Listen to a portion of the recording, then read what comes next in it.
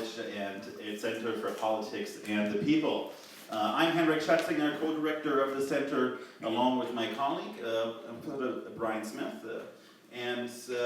Besides the center, the Ripon Commonwealth Press also sponsors this event. It is my pleasure to introduce to you Representative Joan Ballweg, who serves Wisconsin 41st District. Joan Ballweg is chair of the Committee for Administrative Rules, serves as co-chair of 2 joint committees, and also serves on a number of other committees, including the ones on tourism and mental health reform, financial institutions, and if I haven't mentioned, colleges and universities.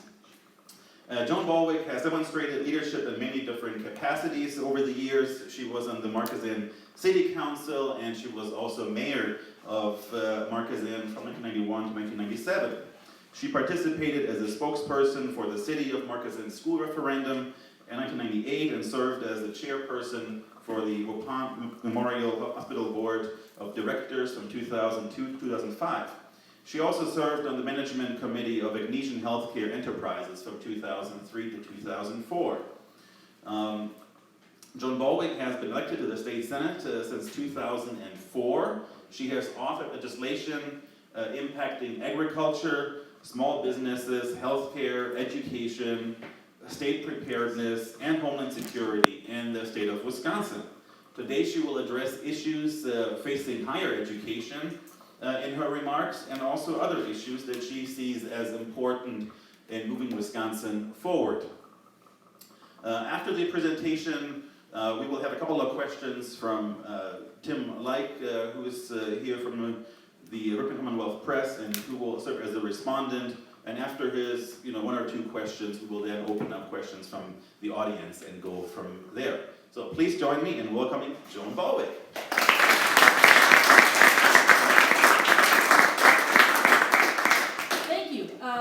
Happy to be here and talk about a variety of things, but higher education is actually the thing that I started out with asking to work on in the state assembly when I got there a dozen years ago. My district includes the city of Ripon and the town of Ripon, and it goes to the west from there. It includes most of Green Lake County, most of Marquette County, southern Adams, all of Wisconsin Dells, and Lake Delton. So that kind of goes from here and then goes to the west. I myself live in Marquezine in Green Lake County, and my husband and I have own a business. We own a John Deere farm equipment business, and come December we'll be celebrating 40 years in business. That business is currently in Ripon. A couple of things I wanted to touch on, a couple of things that have happened and a couple of things that I think are going to happen, and with an emphasis on higher education. I also serve on Midwest Higher Education Commission. This is a group that has brought together the Compact for online learning, and it might be something that you're aware of or will use in the future. This compact is something that will save all our higher education institutions money in that they'll be able to get their credentials for online learning, and those will be reciprocal with the other schools in the compact. This is something that our UW system, our WACU system, and our technical college system was very thrilled we were able to get done this past year. And as a commissioner, I was tasked with getting that through the Wisconsin legislature. And we did get that done this spring. So that is something that is a benefit to all our institutions here in Wisconsin. Another thing that I was able to get through the legislature this past year after working on it for 3 sessions actually, you may have heard about the Sexual Assault Victim Amnesty Bill. And what this is for any young person who is under the age of 21, who is a victim or feels that they are a victim of sexual assault. Sometimes law enforcement, if that victim had consumed alcohol, being under 21, they had a hard time in feeling confident that that more important crime was the one that was going to be of concern to law enforcement. Your campus and many campuses did have that policy for many years, but not all of law enforcement.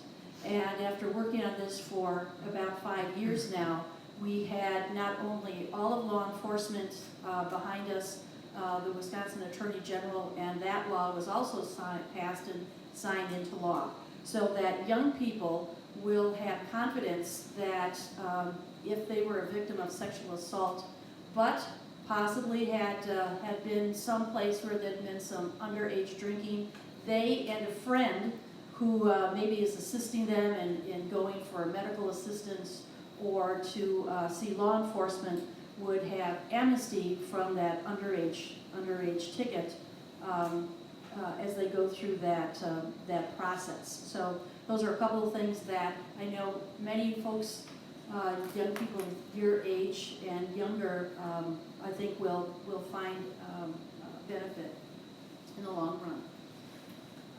Higher education. One thing that I've worked on quite a bit over the last several years is what are we doing with financial aid in Wisconsin? I led a couple of task forces on modernization of financial aid and how to try to bring some things together. Now, we haven't been successful in fully funding all Wisconsin financial aid, but we have been able to raise it for technical colleges and independent colleges over the last couple of years. I have some statistics here if anyone is interested, or if you ever want to take a look at the Wisconsin Student Financial Aid Program, our Legislative Fiscal Bureau has an extensive paper on it with background and what the rules are. Fiscal Paper 34, if anybody wants to take a look at that or ask me how to find that online. Everything is online. What we do in Wisconsin is we have 3 pots of money, and each of the higher ed institutions, WACU, technical colleges, and UW System, take that pot of money and decide how they're going to split it up. They're the ones that decide what a full benefit is going to be for students that apply. Every year we have more students that qualify than we have money to go around given those limits. It does fluctuate depending on what your financial need is, of course, to get a full benefit or a partial benefit. But it is something that we just advise students to make sure that you apply early, do your FAFSA, work with your local financial aid offices to make sure that you can maximize that particular benefit. But what we found is, even though we have this program, student debt is something that is a problem for many students. The governor has just recently instituted a new office in the Department of Financial Institutions. There's a new website out there that is got some advice on how to look forward to your future. There's helpful hints and pages there for preparation for students, for parents, resource page, and not just for kids that are in their senior year of high school or in college, but how to start getting ready, even as young as middle school. Take the right courses, take those AP courses if your school offers them. Maximize that free education that you get through your high school years, and maybe you can come to Ripon College or some other four-year institution with a pocket full of credits, and maximize your time here at the college, at the university. We also have quite a number of loan forgiveness programs that both the state of Wisconsin offer and the federal government offer. Now, these are connected to doing particular work in particular areas. You may have heard that you can get some loan forgiveness if you join AmeriCorps or if you join the Peace Corps. But you can also get loan forgiveness of your student debt if you teach in areas of high need, or if you work in the medical field or are a nurse in areas where there is high need. So those are all things that you can do to both serve and to wisely use your education to help with your finances and your debt. And the last thing that, well, maybe not the last thing, but another thing that I really want to emphasize is something that just was announced this last week. Prior to last week's announcement, the UW Credit Union would do student loan restructures for students that attended UW-Madison or Madison College, or if you're an online student. That has now been opened up for any student in Wisconsin. You can become a member of the UW Credit Union and do a restructuring of your student debt through UW. You don't have to be a UW student to do that. So it's something that we're making available, widening the net so students can have that capability. You've probably heard, and it doesn't affect you directly, but we have done tuition freeze in the UW system over the last 4 years. I don't know how long that, I know the governor has suggested that he wants to continue that. I know that I think it's time to start taking a look at that. I think the UW system has taken a very hard look at what they're going to do to make sure that they can make tuition more affordable. One other thing I'm going to mention before I go to Tim and questions. The governor has just announced a task force on opioid abuse. This is something you've been hearing a lot in the news. It's talked about, it's at epidemic proportions. Where does it come and why does it happen? A couple of things that I've been working on personally outside of the higher ed area is how to address the issues of making Wisconsin and all our institutions trauma informed. We have young people as they're growing up. Actually, from 0 to 3 is the time when, if under severe stress, it actually, and some of you who may be in the sciences, it actually affects the development of your brain and your executive function. And so one of the things that I'm working in and working towards is that we do more investment in early education, especially at that 0 to 3 level, where we get the most impact. 0 to 5 is good, but 0 to 3. So before kids are at school, actually. What do we need to do? Well, there's a couple of things that we're keen in on. First of all, early childhood care teachers and aides are very low paid. If you talk to a young family, you will know that the cost of child care is very expensive, but the wages for those folks that are in that are very low. We need to make sure that those experienced folks stay there to do the best they can to help raise those kids. The other thing we're doing in Wisconsin, we have a program that subsidizes low-income family to be able to help them get higher quality early education. And in Wisconsin, we have a 5-star program. It's a ranking, 1 through 5 stars. And we actually pay institutions at a higher level if they're at a higher star value. But there's a lot of education that goes into that. There's a certain curriculum that goes to that. It's tough for those institutions providers to keep up with that high level. So it's another thing that comes back to investment in early education. The statistics show, and there have been very long-term studies that have been done, 30 years plus, that will show that for every extra dollar of investment in early education will get you $7 to $15 in return. Now, how do you get that kind of return?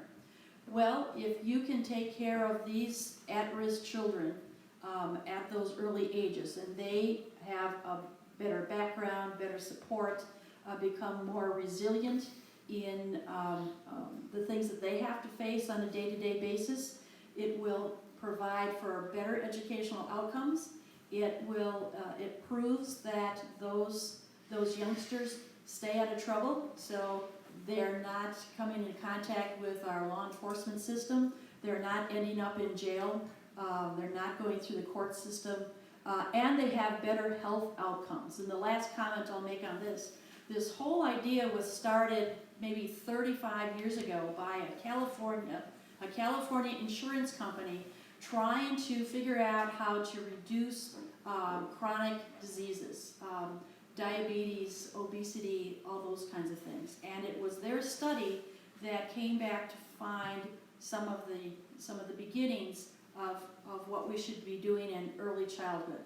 So those are the kinds of investments that we need to make, I think, to make sure as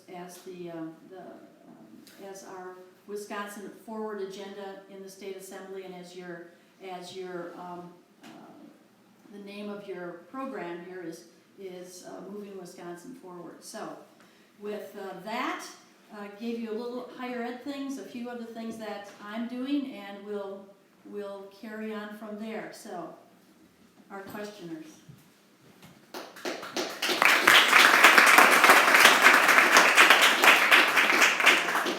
You sure can. I turned it off, so now you gotta turn it off. As a co-sponsor of this forum, I want to talk to the students for just a second and say thank you all very much for coming. Nowhere else you'd rather be, I'm sure, on a Monday morning, but it's really neat that you're here and engaged. And a comment, 2 weeks ago we had 2 Democrats on 2 different nights, and the people who were there I don't see tonight. And I'm just going to encourage you, yes, I see a couple, 1, 2, 3, but a message, 4, fantastic, 5, 6. He was But running the camera. well, that's fine, but encourage you to do seek out different views with people that you may not agree with, because that's how we learn and we challenge our assumptions. Now, my first question for Representative Ballweg. You talked about the governor appearing, making a presentation at the UW credit union last week, and Democrats have responded to that and said rather than using taxpayer money to refinance loans, better to create an institution that would issue bonds and sell those bonds and use the proceeds to give loans to borrowers. Can you respond to that counter proposal? Sure. I think what the governor is doing, and I think it's reasonable to start out this way. You already have a system that's established. Why set up an entirely new bureaucracy to do this type of thing? So I think UW Credit Union already has the wherewithal, the process to take in the folks that want to get into this program, and the long-term means of how to handle this. Going forward, those folks will be establishing credit and be able to do more in the future. So I think it's just reasonable to use something that is already there rather than having a government establish something new. Thank you. You also commented on the governor's proposal, or the governor's freezing UW tuition for the past 4 years, and in his next budget he has sought a 5th year of freezing that tuition. And your comment on that, Representative Ballweg, was it's something to look at, but you gave the sense that maybe it's time to loosen the reins a little bit. Can you comment, if you had to vote on the budget today, would you vote to freeze tuition at the university for a 5th year? Well, we've got let's see where we were in October. So we've got 9 months to try to work out something between the UW and the governor to allow them some flexibility. One of the things that I did in the last budget, I was able to provide some flexibility for one of the campuses, the UW Stevens Point. They were, I think, one of only 3 campuses that didn't have a the ability to do a kind of an add-on to their tuition, where all the other ones did. So it was hurting them in that they weren't able to do some specific programming to try to get more classes in the bottleneck classes. So I think there are some things that if the UW comes back and says, this is how we're going to use the tuition, that we use that same kind of process of differential tuition is what that's called, to make sure that they're targeting the issues that are really going to be the problem areas. I think what people are concerned about in all levels of higher education, whether it's public or private, that the funding and the tuition dollars is going to be used to make those classes available, hire those instructors and professors to teach the students, and that they aren't getting hung up on administrative areas. Now, between the state and the federal government, we've made plenty of rules so that we need plenty of administrators to make sure that they're getting everything done. But I think we can, I'm very hopeful that we can work something out that will target a tuition increase to be directed toward the benefit of the students. Thank you. Henrik said I get 1 or 2 questions, and I've asked 2. So I think at this point, I'm going to hand you the microphone, Representative Ballweg, and excuse myself. However, I have lots more questions if the audience doesn't come If they forward. run out? Oh yeah, I'm ready. All right. Thank you very much. All right.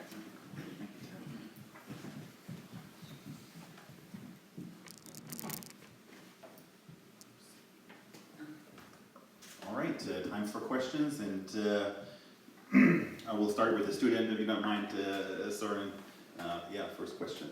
Hi, I was wondering what your reaction is to the funding cuts, the recent funding cuts to the UW system, and how that sort of impacts Wisconsin's support of higher education.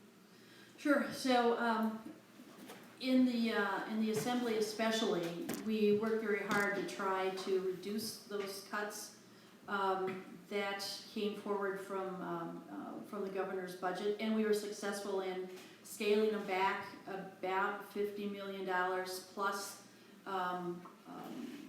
doing some things that the university was hoping for to free up some of the rules and mandates, which they figured that was going to be worth about another $12 million.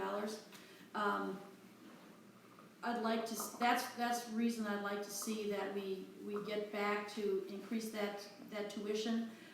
One of the other things that hasn't been done that I'd like to see we return to, there was, and I used to be a member of the building commission, there's also some bonding and some funding that would go toward maintenance of the university buildings. So I'd like to see that restored also. So I think we can, those are a couple of things that I'm going to work toward in the governor's budget, and I would just suggest for, excuse me, for all of you, governor will come out with his budget in February, and then the state legislature will work through that so that we finish it up before the end of the year. There's a lot of work and negotiating that goes on, both while the governor is now working on developing that budget, and once it actually comes out. It's kind of like sometimes as we try to get the governor to include things or not include things in his budget, when it finally comes out, it's almost like Christmas. You open it up to see if what you were looking for is in it or not, or what surprises there may be. So those are a couple of things when it comes to UW that I think I'd like to see some relief in. Yeah, thank you, Rose. And the next question comes from Soren. As an educator myself, I'm concerned about the education system of the entire state. And so I'd like to just ask why we are cutting the budget for higher education support by the state in the first place. It seems to me that there's some argument, implicit or explicit, that if the UW system gets squeezed by the state government, the legislature and the governor, that somehow cost efficiencies will be realized that will allow an equal or better quality of education to be provided with less money. I frankly doubt that there's much room for that happening. And so it seems to me almost inevitable that when less state support is provided and tuition is frozen, that the quality of education in the state university system will go down. Now, as a person who works at a college that competes for students with the UW system, I have a selfish motive for wanting that to happen. But as a citizen of the state and as an educator, I think it's a very bad idea. And it seems to me that the same thing is happening at the level of K through 12 education. Act 10 was a across-the-board 11% pay cut for all state teachers, among other employees, which has not been restored, in part because of property tax limitations that prevent school districts from increasing budgets sufficiently to make up for that kind of state-level action. And we're already seeing teacher shortages, which, as an economist, make a lot of sense to me. That if we pay people less, we'll get fewer of them wanting to do that kind of job. So I guess, in education, you could have more competition, more different organizations doing things, becoming more efficient partly because of the competition. That's certainly something that might contribute to it. But education is not an area where technological change provides a lot of promise for the kind of efficiencies and increases in productivity that have made digital technology so much cheaper and so much better over the years. Maybe we can get something out of that. But basically, it seems to me that you have to pay as much for education, probably more, as other things become more expensive and compete away the resources that we've been devoting to education at higher wages and so on, in order to maintain an equal quality. So why are we cutting these things instead of actually continuing to fund them at equal levels? Just to summarize the question for our YouTube viewers in a couple of words, the question is really about why are there cuts in the education budget, both at the higher education level as well as at the K through 12 level, and doesn't it affect the quality of the education that's being provided, as well as the people who may not pursue even future careers in that field? Well, you've got a lot of questions in there that cover a lot of higher education. Reduction in support for higher education in Wisconsin is not new, and it's not the only place. It's happening every place in the United States as folks try to keep a rein on taxes. So it's nothing new. People look at what the increase has been in the cost of education along the way. And I use the example of my kids. When my oldest started college at UW in '99, the bill was under $2,000. And when, under the tuition freeze, when my youngest graduated, the bill was $10,250, and so you're talking about 15 years, and it went up.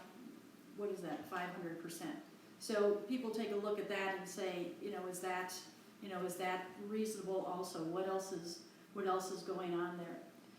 So we have seen in general across the board, all states constricting what they've been sending for higher education. I think many states, especially in Wisconsin, in the last couple of years, you've seen a real emphasis on taking a look at that young people should be thinking about what their job outcomes are going to be, and investing more in the technical college system, which has been happening. Financial aid has not kept up with taking care of the technical college system, but I think that is one of the things that we've seen quite a bit at. There was a suggestion in the last budget that all of technical college funding be based on outcome-based and what particular high-need areas there are. It was suggested that the same kind of thing should be happening in the UW system too. Although I think if you've seen what the UW system president has been putting out lately, he's trying to make the case for a liberal arts education, a more robust type of thinking that provides creative thinking. What we're seeing from our manufacturers in those institutions, they're saying that they're more interested in finding people with the soft skills to do the job, whether they're on the line or they're in the office or they're in the engineering offices. They want people that are going to show up on time, that are good collaborators. People feel that they can train a good person to do the technical work that's needed, but unless we have people that really are good at critical thinking, we're going to lose a lot there also. To address teacher shortages,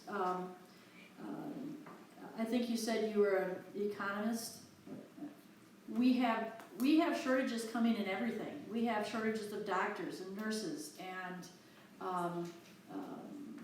not politicians probably, but you know, just everything you look at now, because my generation, the baby boomer generation, you know, we're all retiring.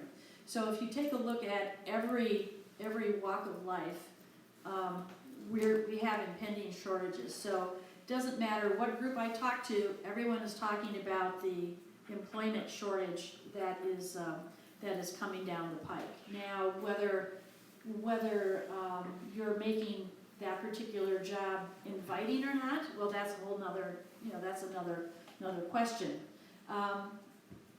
The governor has said in his remarks in the State of the State earlier this year that his emphasis is going to be to put money back into the K-12 system, and that's what his promise has been when it comes to that. Anything else in particular that I missed with that? Okay. Thank you. We have time for more questions. Yeah, there's one question in the back. When you mentioned K-12, is that K-12 private or public? I think the governor and most of us feel that every student, no matter what school they're going to, needs to have a good school. The emphasis has been, let's get a school that fits that particular student, right? So some students are going to be more comfortable or feel that they have better opportunity in a private institution versus a public institution. But every student deserves to have that good education. Now, we do have expanded voucher opportunities in the state. It nowhere near contributes to every student that goes to a private school, but we do, of course, have support for every student that's in public school. Still at one of the top rates in comparing the rest of the states in the nation. We still have a very high level of support for our public school. Okay. Other questions? Austin, please. My question is anyone, maybe you in particular, or working for the governor or the governor himself, looking into reasons maybe why college is increasing at such a rate, as you had made a remark of 500% increasing over just 15 years? Is there any reason for that increase, and is anyone looking as to why, you know, what's the reasoning behind that, I guess? Well, I think Just one Good. brief sorry, we need question to for restate. So restate the question was, is anybody looking really into the rising cost of college education and why it has gone up way beyond inflation basically over the last decades? I think there's been a lot of mandates put on higher institutions to do things for students, rules that both federal and state have put on. I think just the advance in technology, there's just so much more going on nowadays than there was, back when I was in school. We had one calculator in the chemistry lab, and it was chained to the desk, so nobody could take it home. So, I mean, there's just so much more that we need to do nowadays with, with technology and everything else. Now, I think that's one of the things that through, as it was mentioned, through these squeezes, we're asking all those institutions to look introspectively to figure out what it is that they need and what they don't need, what they can do. Now, the university system, of course, has done that.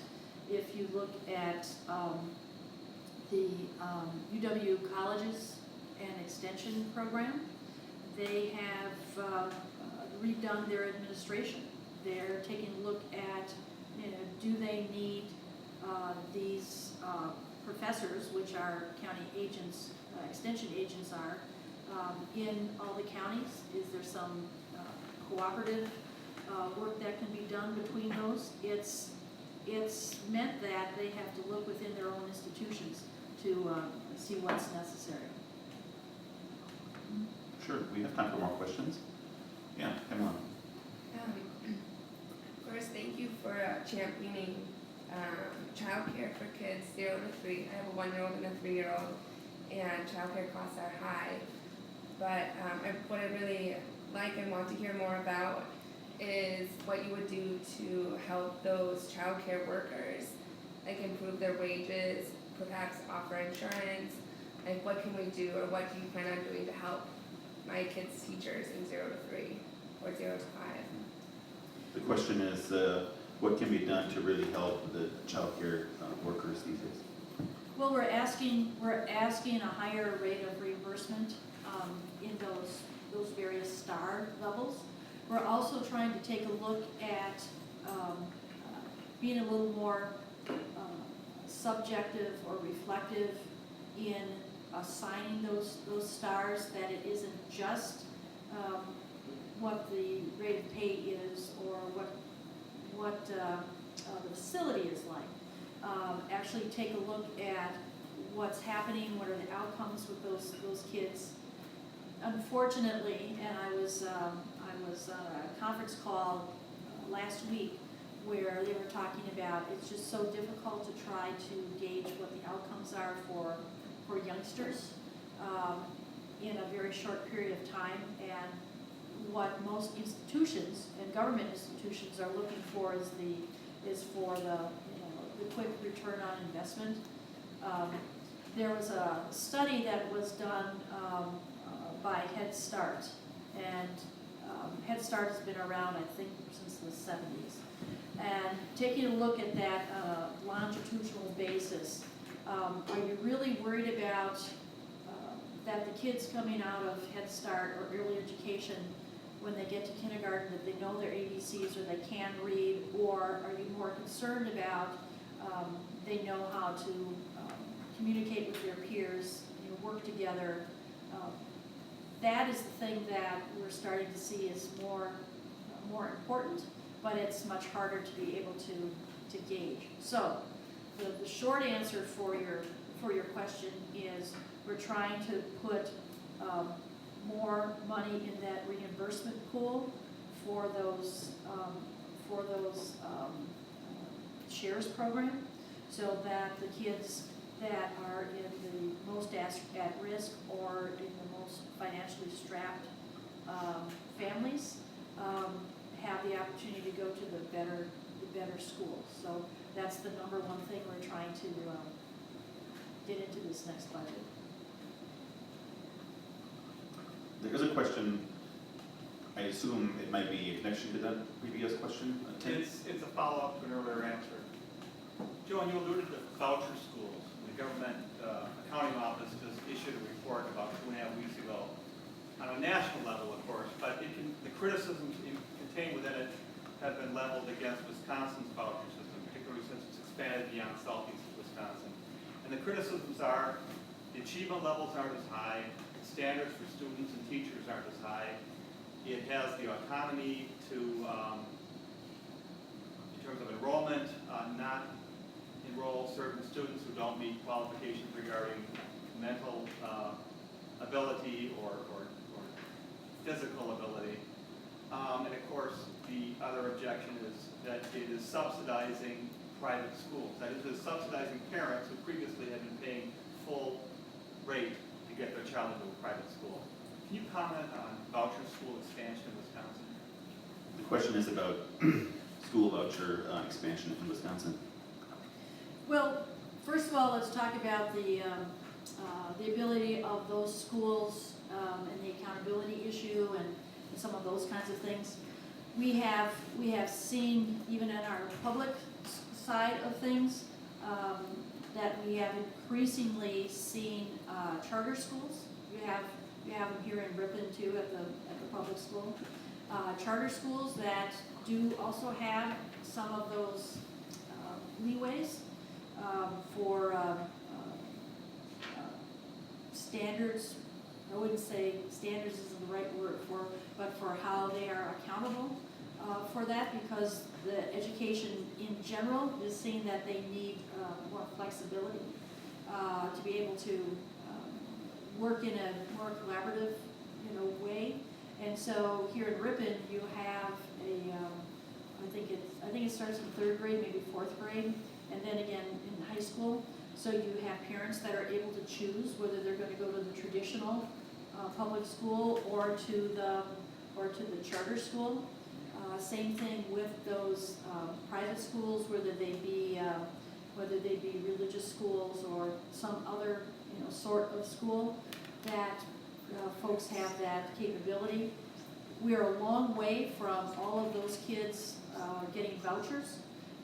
One of the things that has been interesting, though, it originally started to help low-income students, and that's been expanded now. It was expanded quite a bit even in the Milwaukee area a couple of terms ago. I'm not sure how much more that will be able to expand. I almost see that we may end up having more of a financial need capability incorporated again, but we'll see. It's all about the choice. Now, as far as what happens with schools that are taking special needs kids, there's a set amount of money that a charter school or a voucher is worth when it comes to those schools. In the public school setting, you have what's called categorical aids. So for those students that need special type of facilities, they're getting additional funding to do that. So depending on where you are, a voucher is the same, or a charter school is the same, no matter where you are.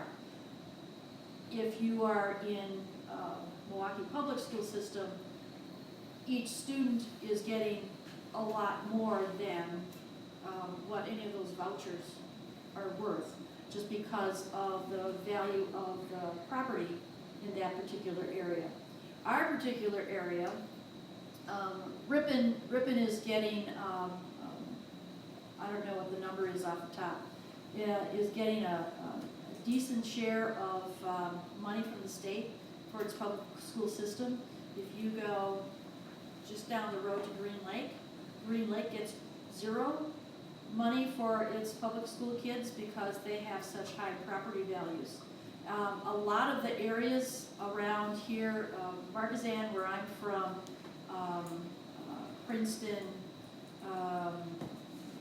areas where you have the lake country and you have some of these high value second homes, you have a lot of issues with reduced funding for coming from the state because the property values are paying so much more for that,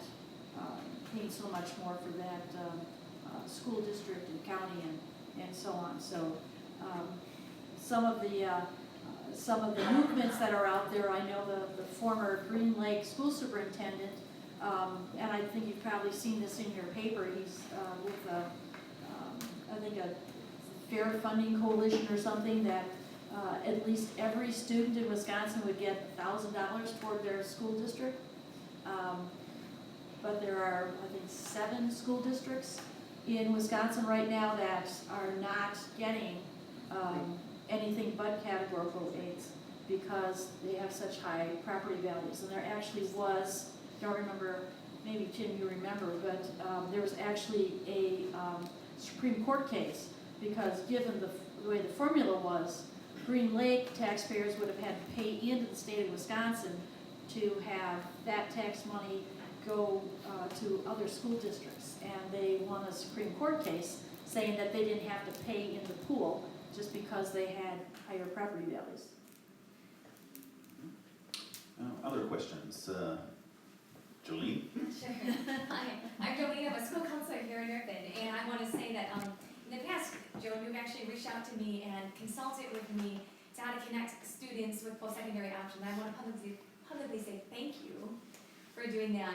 You had mentioned trauma-informed schools, and as a school counselor, naturally, I'd like to learn a little bit more specifics about what you envision for that, maybe where funding and resources may come from, and perhaps why stop at trauma-informed schools and have trauma-informed communities? Well, that's exactly what we're trying to, the Yeah, question was. about trauma-informed schools. So that's exactly where we're trying to move this. Some school districts are bringing in, for part of their professional development, the whole idea of how to become trauma-informed. The idea of trauma-informed is when something happens, is that you don't ask the student, why are you doing that, but you look at the student and say, what happened to you that is what the outcome is. So we have had several series of educational forums for our court systems, so that our judges in the court system is becoming trauma-informed in a culture of trauma, being trauma-informed. Many of our law enforcement folks are doing it. I know Green Lake County Sheriff's Department has been doing it. We are trying to move this awareness through state government also. It's something that we're hoping that will happen in our institutions of higher learning when it comes to educators, so that they start training on that. The UW School of Social Work is starting to do some of this and make this awareness. We have a large number of trauma-informed instructors now, and we're building those resources. I attended a meeting of I think it was 4 or 5 different counties were included, and all their health and human service departments came to a training on trauma-informed care. So this is kind of the beginning of a movement. It's a national movement, actually. And I think somewhere along the way there was a question regarding mental health. That kind of ties into that also. The governor 6 years ago now started and it is in his office, it isn't in any of the agencies, and it is the Children's Mental Health Office, and this is something that they are working with the Department of Public Education, Department of Public Instruction, to get more schools involved in doing some of that for professional development. And I think Gary was next. Public school teachers, at least in the past, I think, while they're not monolithic, were not perceived to be a center of republicanism. And at least I think my sense is among Republicans, they tend to feel the UW faculty is definitely biased toward the liberal end. and they don't, and that they in fact don't sift and winnow. You have more knowledge of the powers that be in the Republican Party than I do. Why should I not see all these cuts to education as simply a way to punish and weaken a source of their political opposition? So the question is about, is there a political agenda, so to speak, by making cuts to the education system? I don't think that's an agenda regarding teachers or political agenda. I think the number one you take a look at is where's all the money, right? What's the biggest part of the pot when you're looking at the investment that the state or local government is spending out of the tax dollar. And so that's one of the things that when we saw the governor's budget last time was UW was a big part of the pool. So is there something that can be done that can be adjusted in that part of the pool? And I think that's why K-12 education is a attractive vehicle in trying to get back to what the other gentleman was talking about.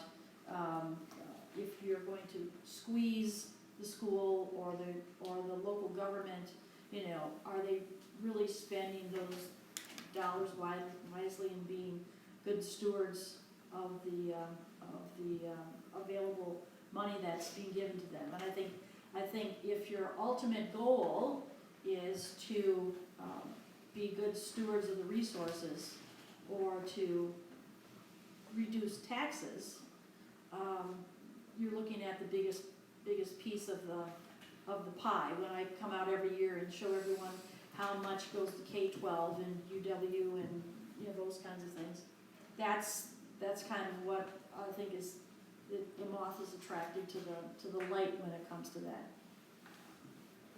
Okay, we have still more time. Yeah, Pam? Back, kind of on a similar vein, back to the idea of voucher schools and school choice into private institutions.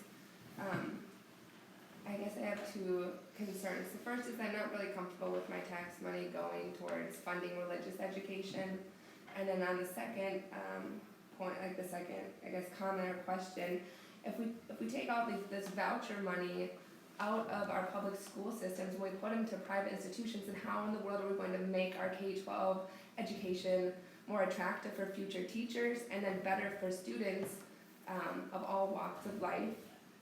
Because obviously we can't, I'm a K-12 teacher, we can't deny students coming into our institutions or discriminate, and we need to accommodate. So how can we accommodate and give those students the best education? Because I agree with you, we need to give students choice and flexibility, but we need to be able to do that in a public setting, because otherwise we're creating this system that's not going to work, it's not going to be sustainable if we keep funneling money out of K-12 education.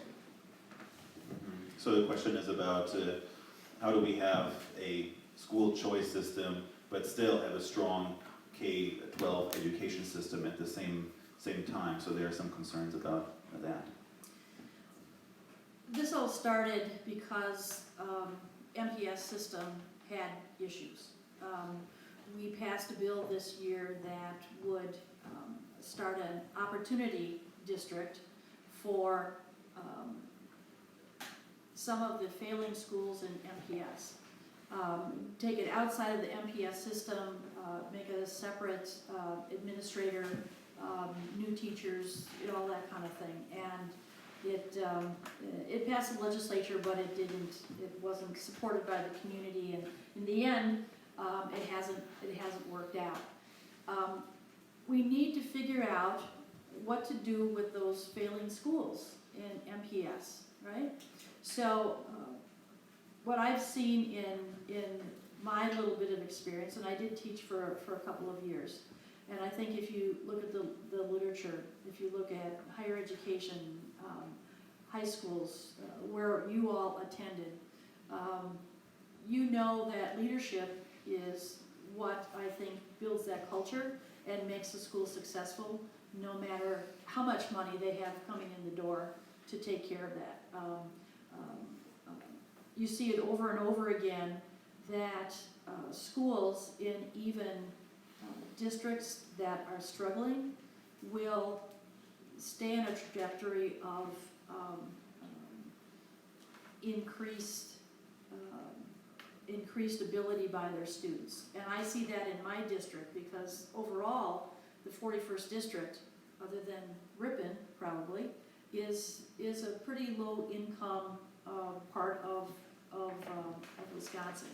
And you can see particular areas that every year they receive the awards for school excellence and achievement and things like that.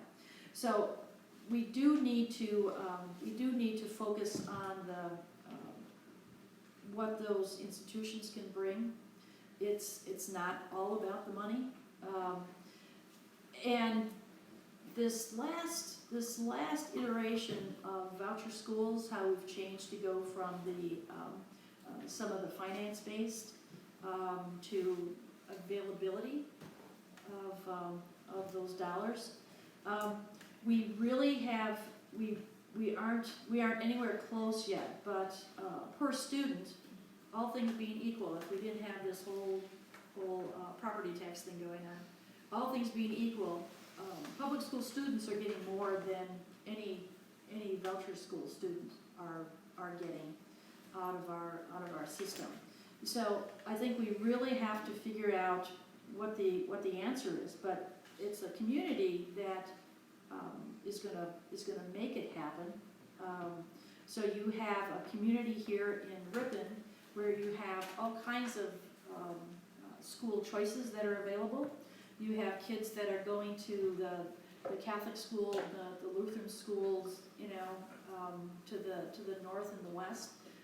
You've got kids that are choosing, and their families that are choosing to go to the charter schools versus the traditional public schools. So we are making lots of choices. And I would tell you that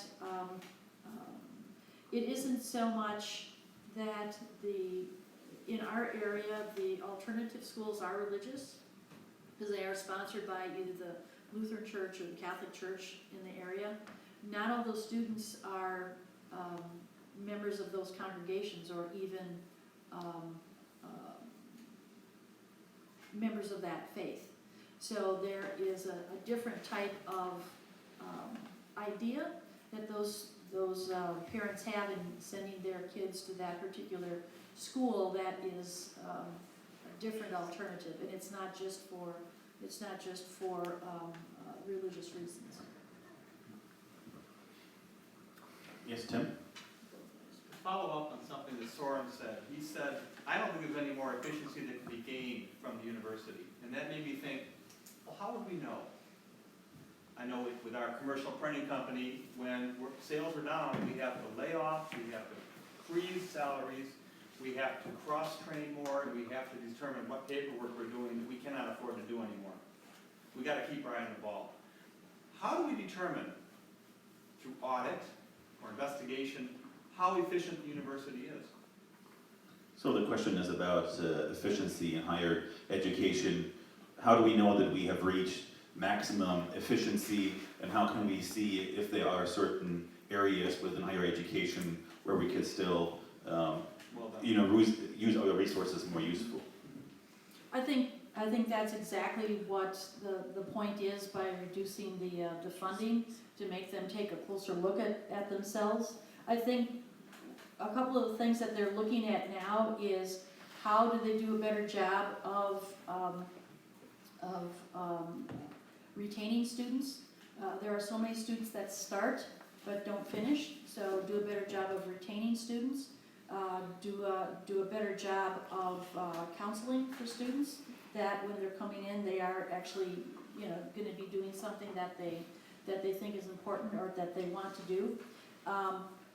A couple of the things, one of the things that we did, and the governor is promoting in his new website, we did a couple of things in a affordability package for higher education.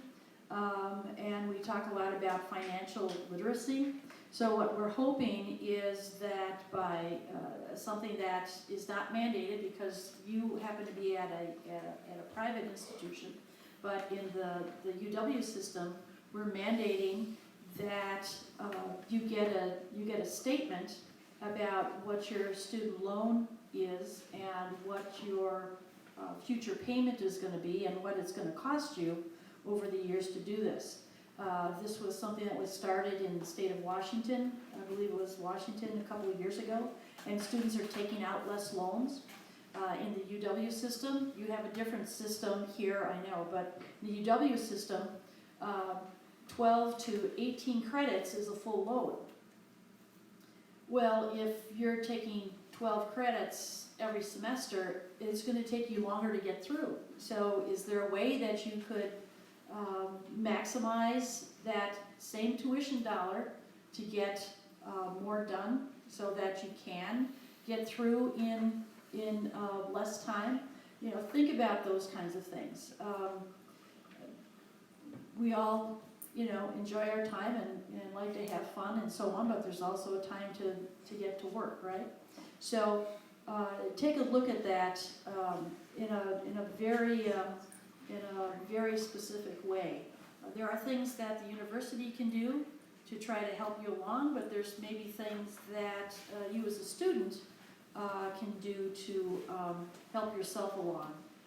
We've talked to the university over the years, and University of Nebraska did it a couple of years ago. They talked about reducing the number of credits it takes to get to a particular degree. University of Wisconsin has been looking at that also because there has been some creep in the number of tuition or number of credits that students need in particular areas, because there's a lot of information, right? So you add some things on. So that's something that some have looked at. University of Minnesota president has said just a few years ago, maybe about 3 years ago, he said that we can't afford to keep investing in brick and mortar anymore.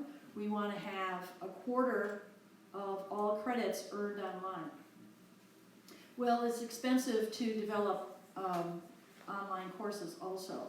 It isn't like you can just videotape him and then write your papers and send them in. I mean, that isn't the way online education works. But you know, that particular president had I'm sorry, it wasn't the president, it was the governor of Minnesota, I believe, who was trying to get that through.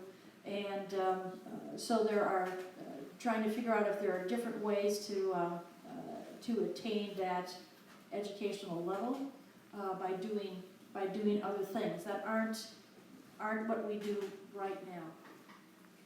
I just have to follow up, and I can't, Tim, I know you didn't mean this, but I wouldn't be able to sleep tonight if I went home thinking that we were trying to cut budgets in schools for students with a business. Whereas at a business, my guess is if you get paper that is not, has too many crinkles in or an ink that's not good enough, you can clearly say, you know what, I'm going to find a different manufacturer or go with some different things and choose what I want.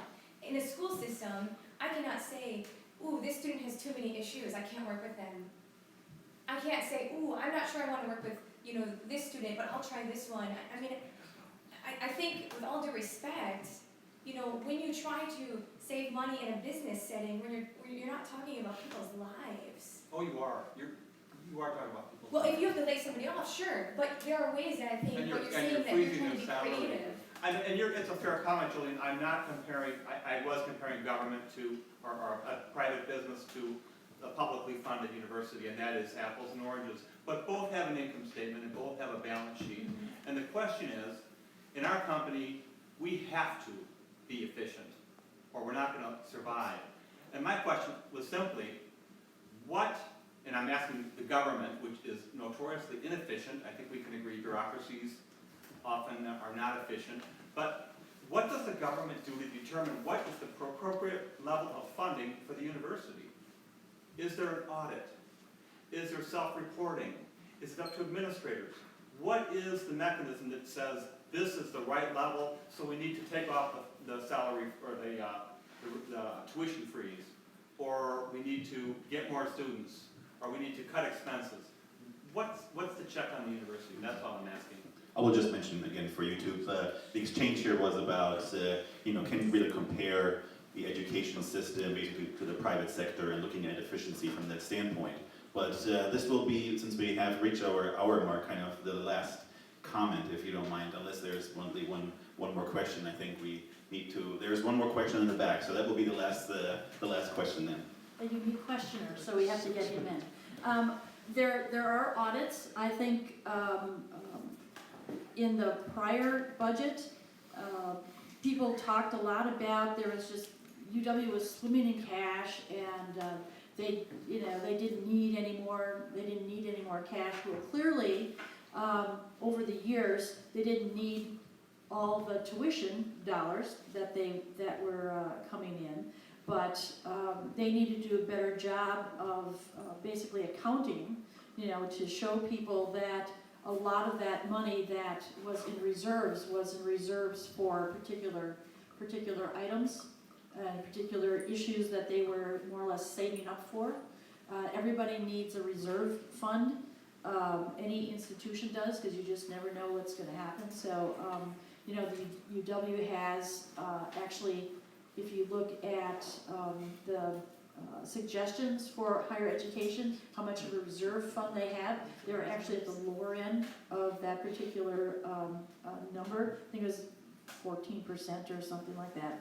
So all those things are going on. There are a ton of reports that they send to the legislature every year that you can find online. They measure student completion rates in terms of 6 years. Now at Ripon College, you don't consider something like that, even something that you want to consider. But at UW, they consider 6 years a reasonable amount of time for someone to finish their degree. What is their retention rate of students?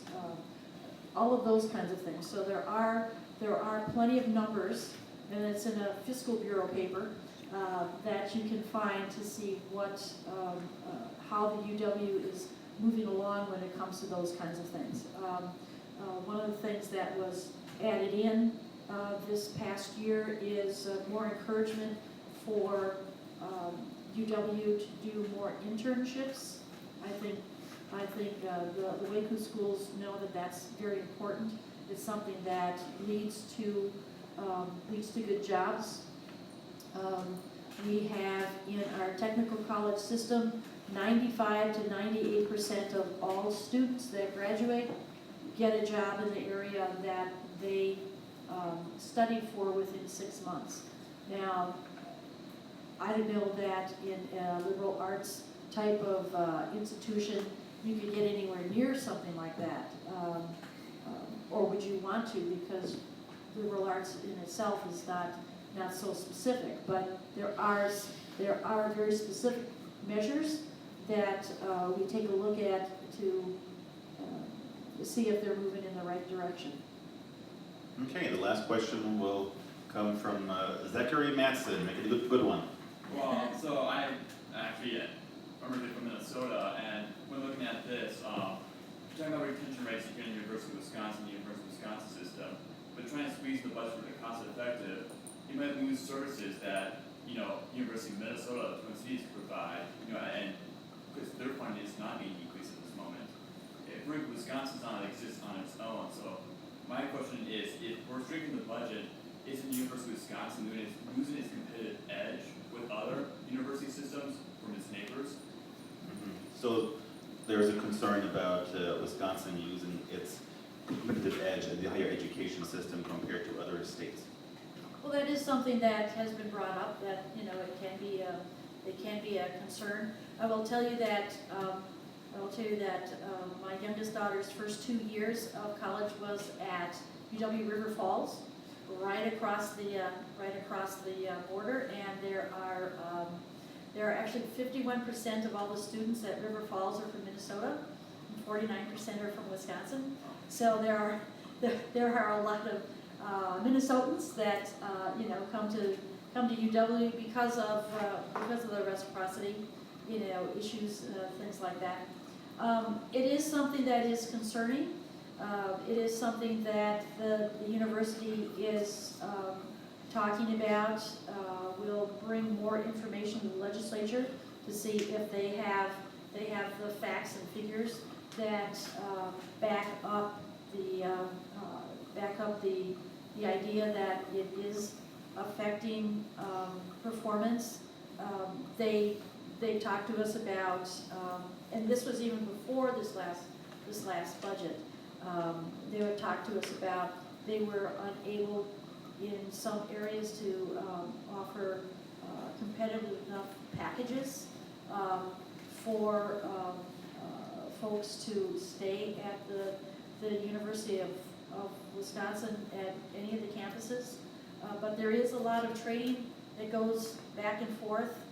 There is interest in many areas because some of your star performers are bringing a lot of money to the university, through grants and programs that they're doing, as well as students that are in their programs or working with them. So that is one of the things that the university is certainly going to be talking to the legislature about, why they will need no further cuts and the ability to have increased tuition in this next year. So it's definitely something that's on everyone's mind. Okay. Well, Brian and I want to thank all of you for coming tonight and for asking all of these questions, and let's give it up for Joan Ballweg.